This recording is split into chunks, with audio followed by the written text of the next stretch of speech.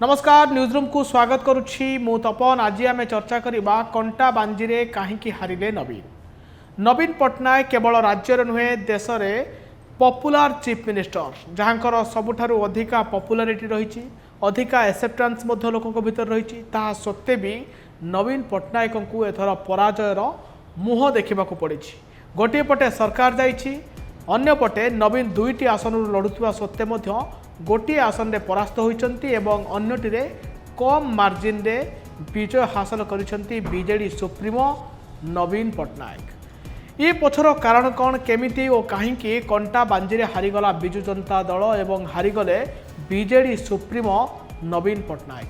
आपण को कही रखे कंटा बांजी एथर कांग्रेस रु प्रार्थी होते संतोष सिंह सालुजा, बीजेपी रु प्रार्थी होते लक्ष्मण बाग एवं बीजेडी रु प्रार्थी होते नवीन पट्टनायक। शेष मुहूर्त नवीन कंटा बांजी प्रार्थी माने घोषणा कले एवं तांको सामने थिले संतोष सिंह सालुजा, लक्ष्मण बाग। आपण को कही रखे लक्ष्मण बाग नवीन पट्टनायक को 16,000 रु ऊर्ध्व भोट्रे परास्त करिसेंती चलित निर्वाचन रे। एबे भिन्न भिन्न कारण सामना को आसी नवीन पट्टनायक कंटा बांजी पराजय पछर कारण।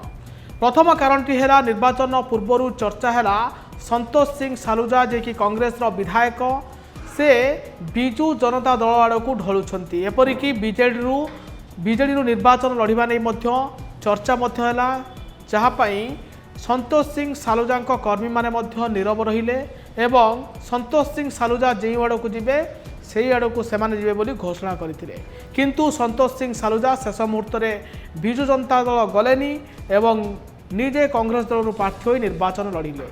संतोष सिंह सालुजा चलित निर्वाचन में भल भाव प्रचार प्रसार कलेनी जहाँकि बीजेपी पाई सुहाइला एवं कांग्रेस पतन होबार कारण बनिला।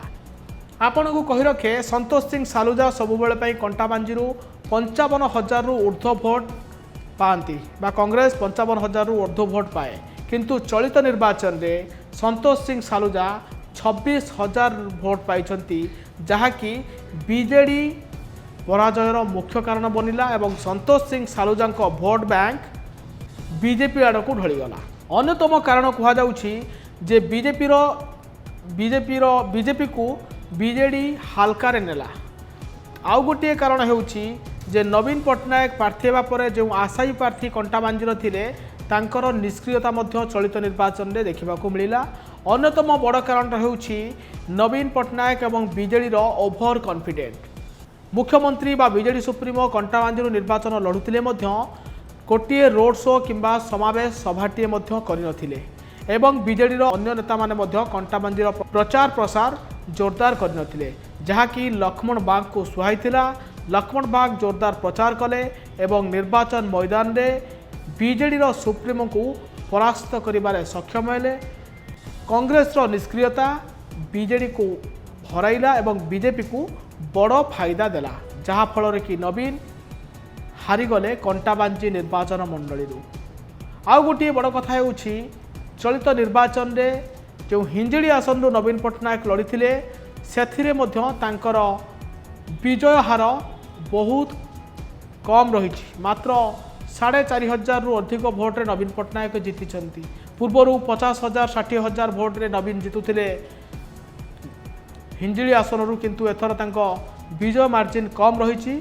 किंतु निर्वाचन जीति नवीन गोटे आसन रे जीति एवं गोटे आसन रे पराजित होइछंती मुख्यमंत्री तथा बीजेडी सुप्रीमो नवीन पट्टनायक। नमस्कार। हेलो +2 एग्जामिनीज आईएएस ऑफिसर हेबाकु चाहंती कि तेबे टीएससी गुरुकुल जोग दियंतु। +3 टीचिंग सह बाजीराव आईएएस एकेडमी द्वारा कोचिंग पांतु। कॉल 9438782020।